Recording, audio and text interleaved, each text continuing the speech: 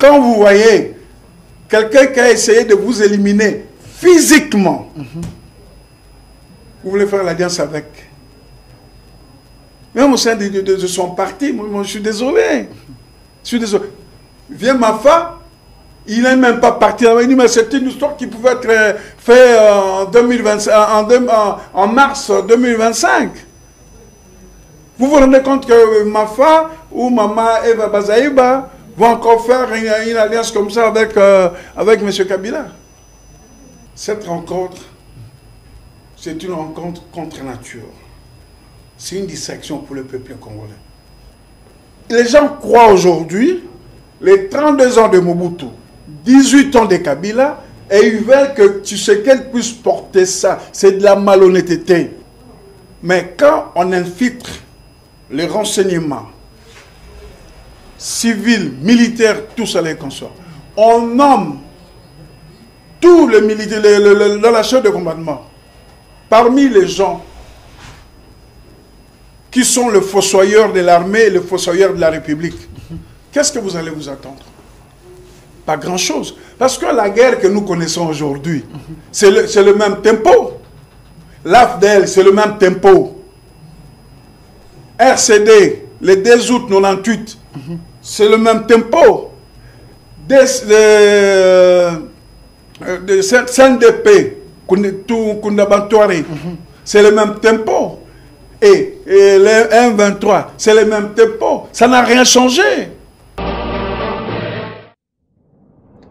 Du nouveau à Kinshasa, PKM Invest Shop, distributeur des produits électroniques grand public et du prêt-à-porter. Retrouvez les meilleures offres et promos des smartphones, laptops, accessoires et du prêt-à-porter à des prix inédits.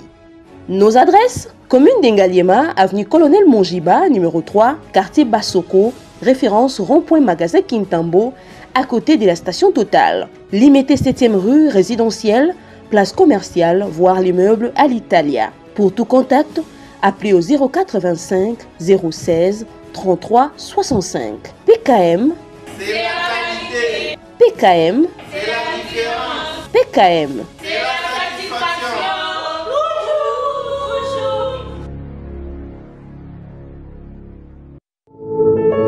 Puisque nous sommes tous Congolais, nous n'avons qu'une seule nation, la République démocratique du Congo, notre patrie. Nous avons le devoir de l'aimer et l'obligation de la faire développer à travers notre sens patriotique et nos belles actions. Chers patriotes, il est temps. Rejoignez-nous dans la campagne citoyenne et éducative de sensibilisation sur le changement de mentalité.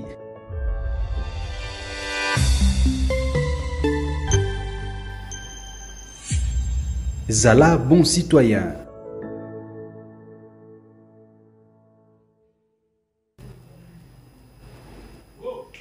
Soyez le bienvenu, fidèles téléspectateurs Mbote Nabino Bomesana Koulandabiso en direct sur notre chaîne YouTube au Centre TV et Delcas Télévision. Aussi, vous nous suivez sur 10e rue Télévision et d'autres chaînes qui nous accompagnent. On vous avait promis aujourd'hui la présence de M. Isaac Bakoukou, lui qui est de l'Union Sacrée. Il est également administrateur gérant de Sodapco. Il est ici avec nous. M. Isaac Bakoukou, soyez le bienvenu. Merci beaucoup pour votre invitation. C'est très spécial. Je vous invite les 31 décembre. Vraiment. Au moins, ça sera une émission inoubliable parce que c'est la dernière émission de l'année 2024. Et merci beaucoup. Je remercie vos téléspectateurs et téléspectateurs qui sont toujours branchés depuis le 1er janvier 2024 jusqu'au 31 janvier 2024. Je crois qu'ils ont été éclairés au niveau de l'opinion.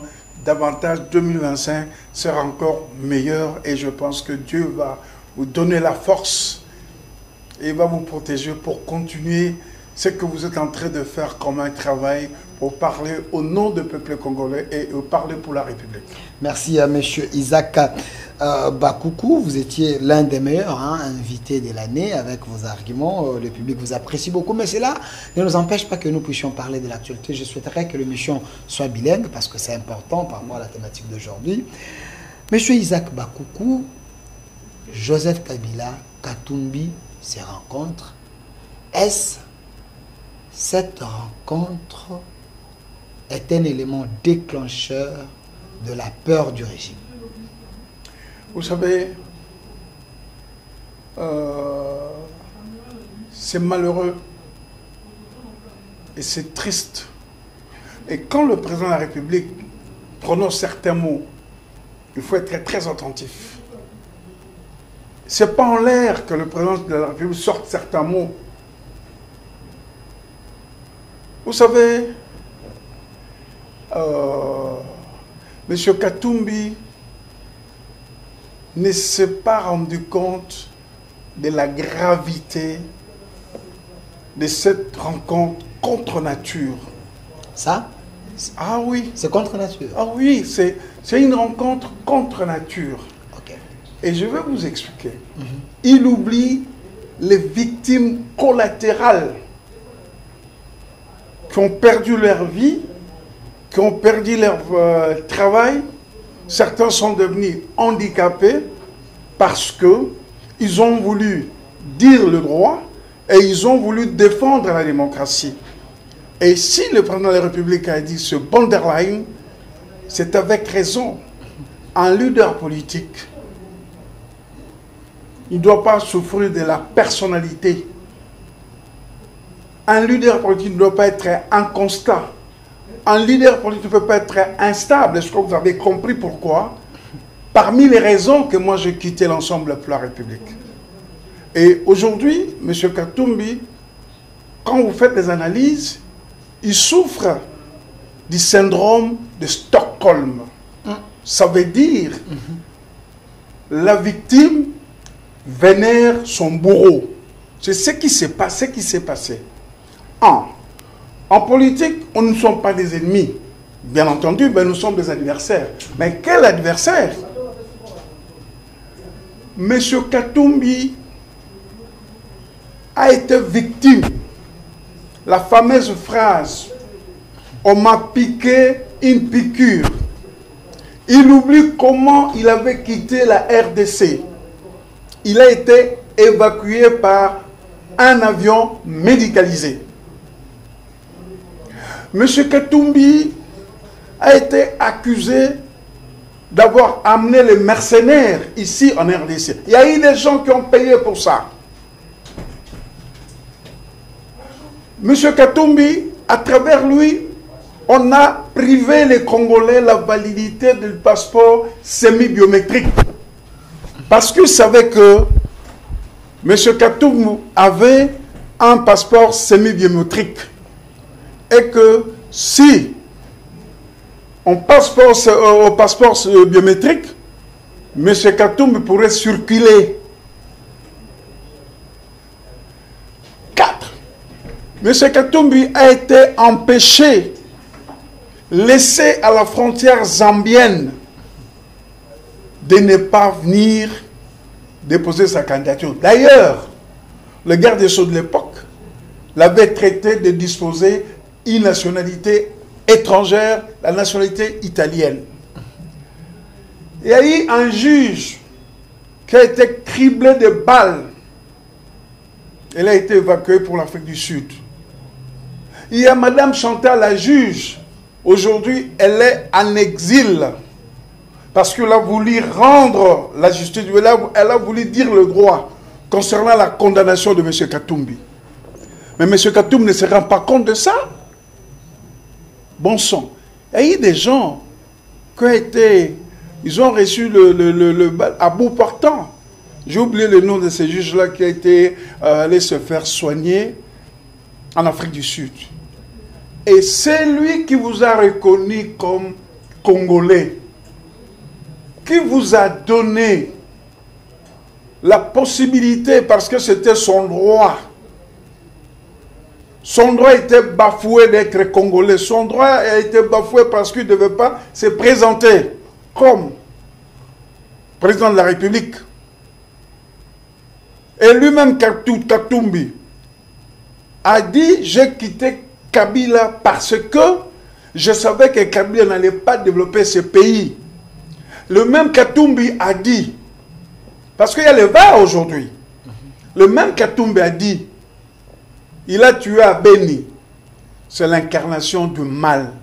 Et au finish, M. Kabila l'a traité de Judas. C'est une rencontre au détriment du peuple congolais et au profit de leurs intérêts individuels. Et pour moi, c'est dommage. Je vais vous révéler quelque chose.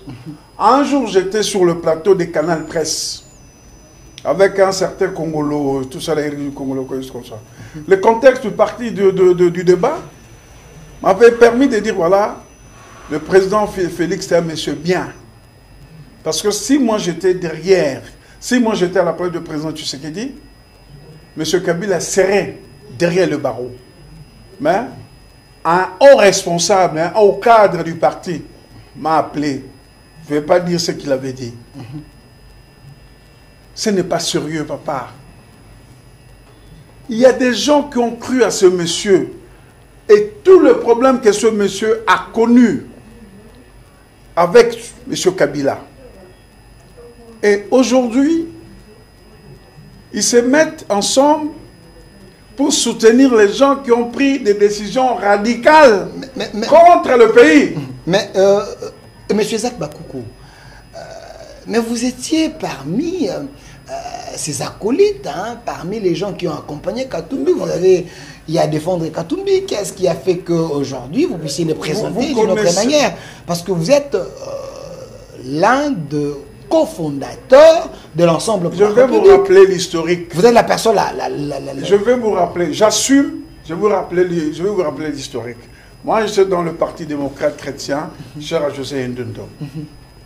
Quand ils sont allés à la majorité, moi, je m'étais retiré des activités du parti.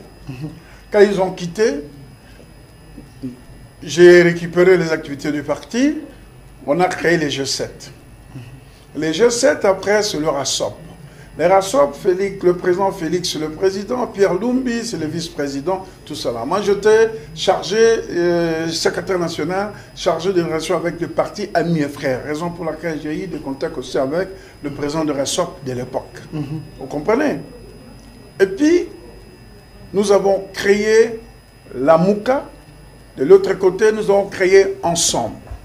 Je suis un homme de principes et de convictions. Je n'étais pas le décideur. J'ai subi les choses.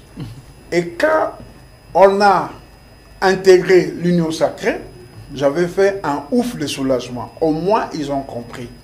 Parce que moi, j'ai toujours été dans l'opposition. C'est la seule fois que je suis du côté du pouvoir quand nous sommes allés à l'Union sacrée avec l'ensemble pour la République. Mais nous ne sommes pas des moutons. Vous rendez les choses comme ça. Nous autres, nous pouvions sortir après 18 h, vous devez être à la maison. Je restais là où j'étais, parce que j'étais le communicateur. Il n'y a pas quelqu'un qui a vendu l'ensemble et qui a vendu Moïse Katumbi à l'époque comme moi. Il n'y en avait pas. Quand on était dans Rassop, tout ça les consomme. Vous comprenez? Alors, des situations pareilles, on ne peut pas accepter.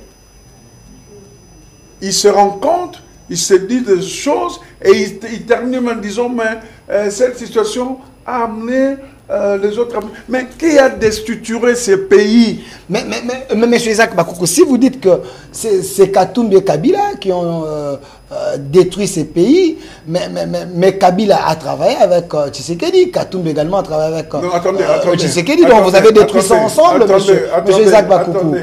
Attendez. Je dis qui a déstructuré ces pays, son administration et son armée. C'est qui? Tu sais qu'elle a travaillé avec Kabila 2 ans. Kabila fait 18 ans. Il ne faut pas dire que quelqu'un qui a travaillé... Et ça n'a pas fonctionné parce que la manière de travailler, personne ne l'acceptait. Parce que moi, je vais toujours paraphraser le défunt cardinal Monsengo.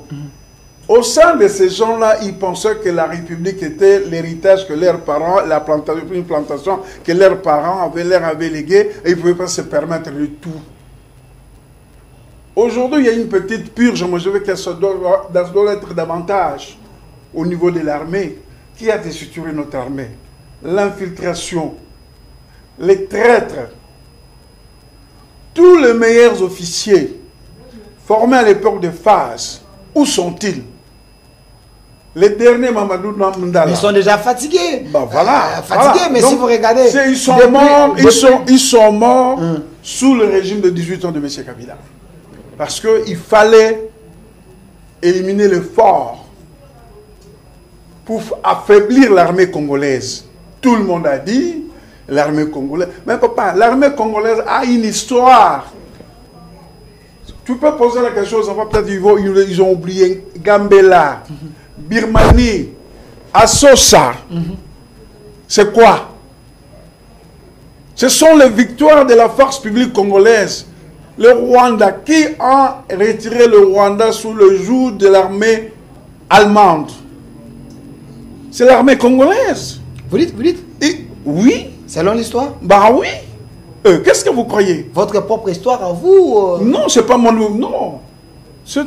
Okay. C'est l'histoire du Congo, c'est l'histoire de l'armée congolaise. Vous savez, c'est ça l'histoire de l'armée congolaise. Les batailles, la Sosa, Birmanie, tout ça là. Mais même la force publique... mais le Rwanda était... Le Rwanda et le Burundi étaient les provinces de la RDC. Bah oui. Mais c'est pas ce que Kagame dit. Oui. Kagame c'est. J'avais suivi Kagame avait dit on avait mal partagé l'Afrique. Il y a des terres rwandaises qui sont au Congo. Kagame sait comment il a fui quand le 311e bataillon commandé par le général Mayele fait apparition à Kigali. La bande d'Aouzou, tu connais la bande d'Aouzou? 36e parallèle.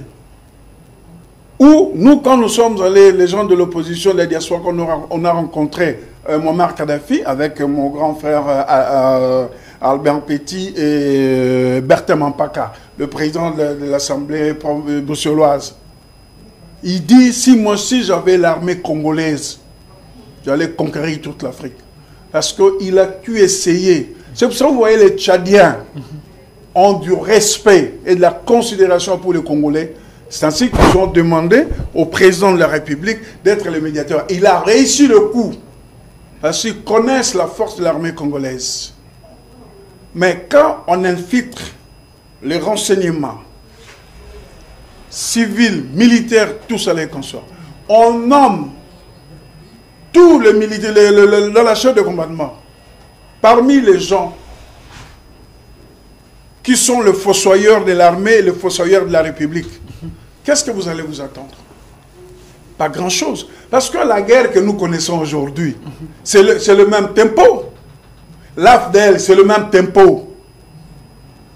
RCD, le 2 août 98, c'est le même tempo. CNDP, Kundabantoari, c'est le même tempo. Et le 1-23, c'est le même tempo. Ça n'a rien changé. Ça n'a rien changé. En complicité, bien sûr, avec la communauté internationale. Aujourd'hui, quand le président de la République a décidé que l'histoire du Congo ne s'écrira qu'avec les Congolais, il n'y a que les Congolais qui peuvent défendre ces pays. Il n'y a personne qui pourra défendre ce pays à la place du Congolais. Alors, M. Zach Bakoukou, mais sur le plan diplomatique, il semble que la RDC, elle a échoué devant le Rwanda. Est-ce le cas? Répétez la question. Il semble que sur le plan diplomatique, la RDC a échoué devant le Rwanda. Récemment, au Luanda, là-bas, Kagame n'était pas venu. Est-ce que c'était une humiliation pour les chefs de l'État? Non. C'est la grandeur. C'est la grandeur. Vous savez, en diplomatie, il faut apprendre et savoir comment respecter ses engagements. La politique des chaises vides incombe à l'absent. Parce que je peux refuser quelque chose, mais je suis là pour faire entendre. En fait, Kagame et ses acolytes croyaient que les tempos de l'époque de Kabila continuaient, c'est-à-dire on fait des accords, les brassages et partage du major. C'est fini cette histoire. C'est terminé.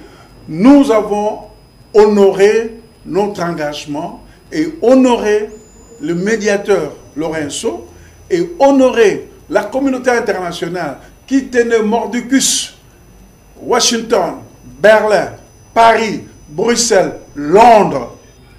Il faut le processus du Luanda aboutissent. Aujourd'hui, les capitales que je citais sont exaspérées.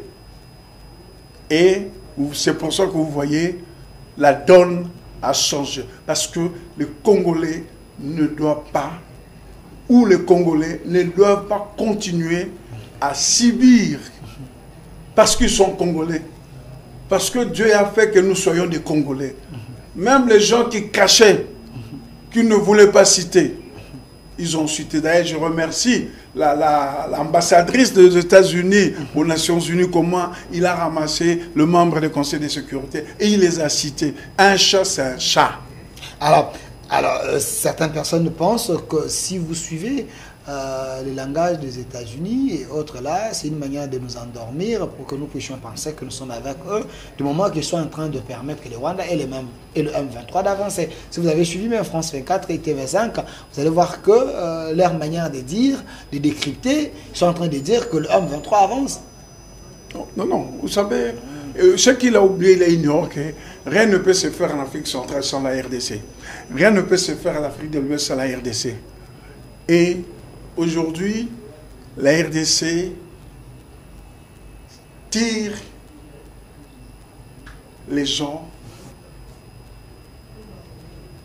Ils voient que la RDC, c'est le centre, comme Fanon avait dit. La RDC a la forme, l'Afrique a la forme des revolvers, dont la gâchette se trouve en RDC. Les mensonges, c'est fini. C'est fini. Maintenant, on tombe dans la réalité. Vous ne pouvez pas avoir le coltan du Congo sans passer par le Congo. Le plutonium du Congo sans passer par le Congo. Mais ça se faisait aussi à l'époque des Kabila. Vous pensez à l'époque des Kabila, ça se faisait comme ça avec Code Minier. L'initiateur des Code Minier, c'est Joseph Kabila. Vous pensez qu'à l'époque des Kabila, tout se faisait sans les Congo? Les codes miniers, d'ailleurs, qui doivent aussi être revus. Vous savez très bien qu'à l'époque de Mobutu, la GECAMIN contribuait pour 80% du budget national. On a disséqué, on a, comment dirais-je, on a déshabillé la GECAMIN. On l'a fait déposséder de ses concessions. Peu importe. Mais les choses, la guerre aujourd'hui, c'est ça. Nous subissons une guerre économique. Et nous tenons bon. D'ailleurs, je profite de l'occasion pour féliciter le FARDC. Le FARDC commence à terroriser. Et si Dieu le veut, si on continue comme ça, le Rwanda doit faire attention. Il ne faut pas mettre Dieu dans les histoires de la guerre. Il ne faut pas associer plutôt Dieu dans les combats comme ça, mais plutôt il faut outiller nos soldats, leur donner des munitions qu'il faut, afin que les motiver. Et puis quand moi, ils doivent avoir l'air sobre. Quand j'entends les gens dire que non, il y a les sociaux, il y a des gens de mauvaise foi qui refuseraient qu'un Congolais mange du matin au soir. On nous a imposé quelque chose après avoir déstructuré le fonctionnement. Quel est le tissu économique que nous avions trouvé ici? Quel est le tissu économique que nous avions trouvé ici? Mais Matata a laissé quand même des bases. Matata a laissé des bases. C'est le plus mauvais Premier ministre qui puisse exister en RDC. Matata pour Ah oui, moi je peux vous expliquer. C'était un Premier ministre qui était très... il avait la chance. Nous sommes, il est là, il arrive, le point d'achèvement. Le point d'achèvement sur quoi?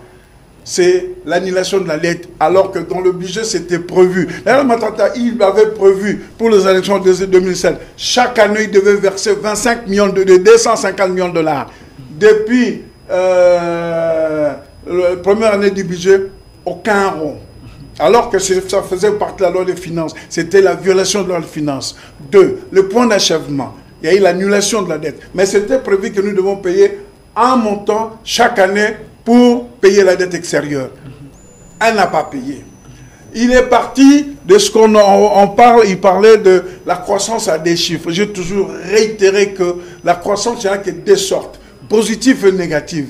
Dites-moi le fruit des deux chiffres de la croissance de Matata. Il l'avait réinvesti où? Aujourd'hui, nous avons encore à l'époque de Matata les terrains municipaux inachevés, les 1000 écoles qu'il avait promis, on ne sait pas combien il avait construit.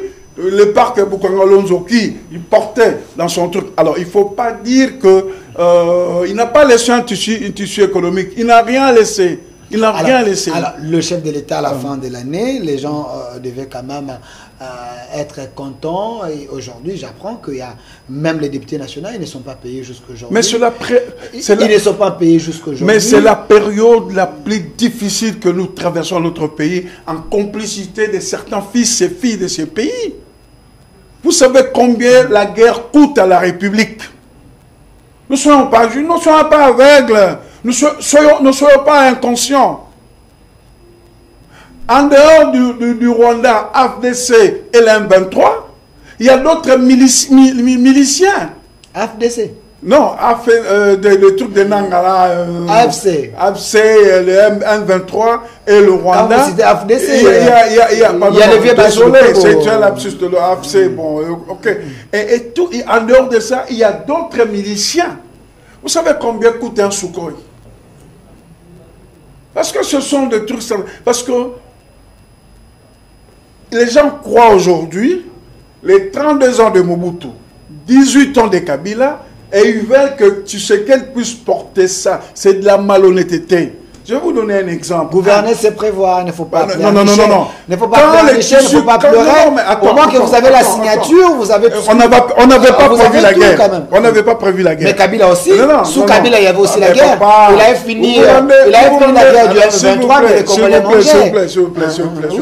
S'il vous plaît. Vous savez, il y a Poutine, chez nous, là-bas, il y a la guerre, mais Poutine, chez nous, il y a beaucoup. Vous savez, notre pays a été déstructuré depuis l'entrée de la FDL. Non, vous avez trouvé une armée structurelle, il ne faut pas oublier. Oui, vous avez trouvé une armée depuis l'entrée structurelle. de la FDL. Parce que si réellement qu'ils avaient fini cette histoire, ils avaient dit qu'ils ont éradiqué les M23. Mais la réapparition des M23, ça vient d'où? Nous ne sommes pas dupes. Vous comprenez? Le rapport Mamping, un jour, on va ouvrir la page.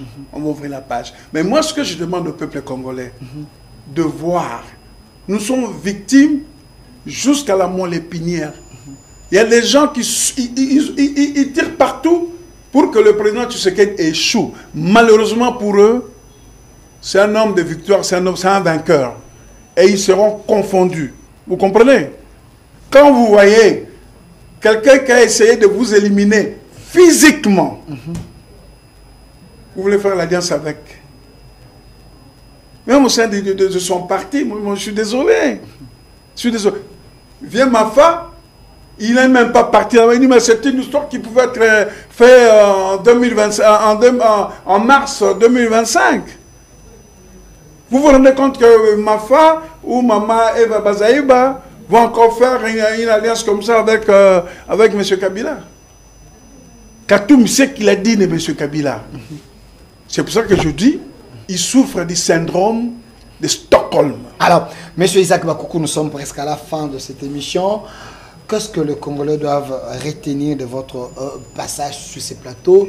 Est-ce que tu sais que dit depuis le début de l'année jusqu'à aujourd'hui, il mérite encore la confiance des Congolais? Regardez la caméra et aussi vos meilleurs voeux aux gens qui... Non, moi je pense que cette rencontre, c'est une rencontre contre nature. C'est une distraction pour le peuple congolais. Je ne vois pas aujourd'hui... Ils sont en train de se réarmer. Vous parlez de la distraction. Ils ont pondu un communiqué. Ils sont en train de se réarmer. Il y a plusieurs personnes derrière eux. Il y a les Sessanga, les Faïlou et les autres. Ils sont en train d'organiser l'opposition. Vous savez, nous n'avons qu'un seul pays. Les Mongo disent. Hein? Je dis ça en Kimongo et puis je vais les traduire. Basangi, Bayo Lambula. Ça veut dire, les gens qui sont des frères ou d'une même famille se battent quand il pleut. Vous savez pourquoi? Pour que le voisin n'entende pas, parce que quand il pleut, il y a des bruits. Pour que le voisin n'entende pas. Vous comprenez? Mais aujourd'hui, vous allez vous rencontrer à Addis Abeba. Et vous avez fait des raisonnements contre, soi-disant, votre propre pays. Quand le Congo est attaqué, tout le monde doit être, on doit être tous unis au-delà de nos diversités. Parce que l'autre prend les uns parce que soi-disant il y avait l'accord. Et il oublie que c'est lui qui était le président de la commission électorale. On ne l'a pas mis un revolver sur l'oreille pour qu'il fasse la proclamation des résultats. Ce qui est grave. Il prend les armes contre son propre pays en s'alliant avec les étrangers qui cherchent à bacaniser notre pays. C'est grave. Chez nous, le Mongo, parce que les gens ont quota. So comment ils devant la bunda kota bunda. Après, ceux qui vous pourquoi bundaki. C'est ça l'élan patriotique. Mais quand les gens ils disent non, le processus de Kinshasa, vous avez nié les institutions ici. Vous n'avez pas reconnu le pouvoir. Et vous allez négocier avec qui? Le pouvoir que vous avez... Non, écoute, c'est n'importe quoi. Alors, moi, je dis simplement à mes compatriotes congolais, il ne faut pas suivre ces distractions. Nous n'avons pas un autre pays. Nous avons le Congo. Nos divergences, nos problèmes, tout ça. Parce qu'il faut suivre l'économie mondiale. Ça, ce sont les manipulateurs qui vous disent. Parce que les gens qui sont dans les affaires comme nous autres, ils sont dans les affaires comme nous autres, ils savent combien le coût de vie, même en Chine, en Europe, en Amérique, la vie n'est plus la même. Mais nous, avec la guerre, nous sommes encore trop bas. Merci. Alors, le meilleur vœu, hein, quand même. Non, mais je vais quand même... nous sommes à la fin de l'année. Et je dois présenter mes vœux à certaines dames qui se sont distinguées cette année. Et je commence par la première dame, la distinguée première dame, Maman Denise. Je lui présente mes vœux de bonheur. Comme l'année 2025 arrive, ça va encore ouvrir des portes, qu'il essaye d'étendre son champ d'action de la fondation Denise Nyankerou, même aux agriculteurs. Que Dieu la protège. Je voudrais aussi féliciter la Jeanne d'Arc de la prison centrale de Makala. Okay. La Jeanne d'Arc de la prison centrale de Makala, Madame Deko Madeleine, directeur adjoint, la seule femme qui, après les événements, a quitté sa maison à 4 h du matin pour venir à Makala. Okay. Son titulaire était parti et elle a organisé tout. Aujourd'hui, tout est OK.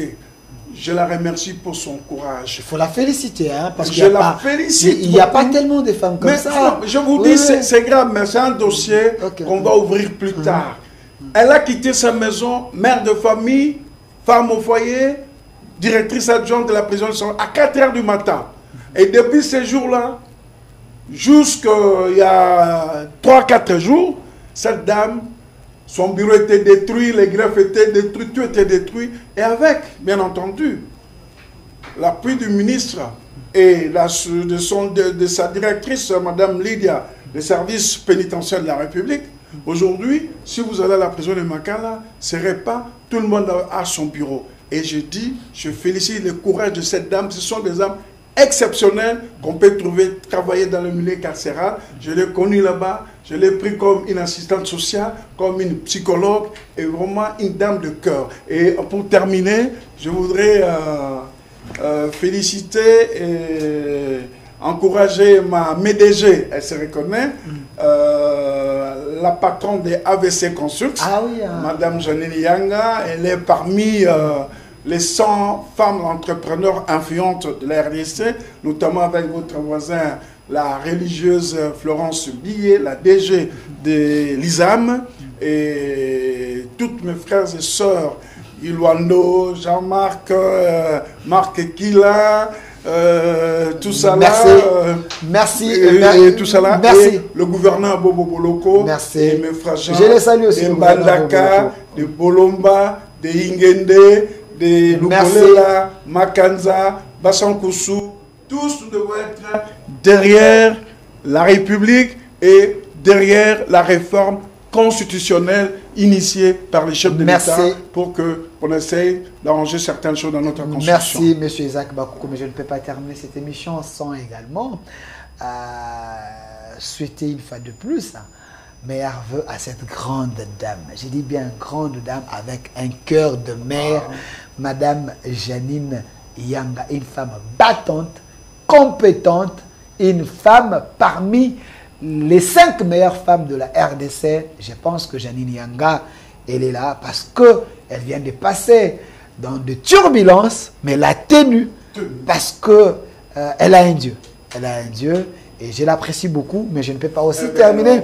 Je ne peux pas aussi terminer cette émission sans aussi souhaiter un autre homme qui a un homme des qualités, un homme des valeurs, un homme d'État, Monsieur Pacifique, Kacha, un homme effacé, mais un homme qui aime les gens. Qui aime les gens et un coach pour plusieurs. Et je termine. Je les salue. Ranger. Courage. On y arrivera et merci à vous et merci à l'équipe qui m'a accompagné aujourd'hui. Monsieur Amoro Sandemia, derrière la caméra, il a tout fait lui-même. Voilà, un homme professionnel, Monsieur Amoro Sandemia. Et de l'autre côté, je vois Monsieur Enoch qui était du côté de la régie finale. Mais la réalisation aujourd'hui assurée par le maître d'école, Monsieur Golf, qui était là. La main de maître, merci à vous. Suivez cette émission sur notre chaîne YouTube au Centre TV de Delcast Télévision et notre RDC est possible. Au revoir.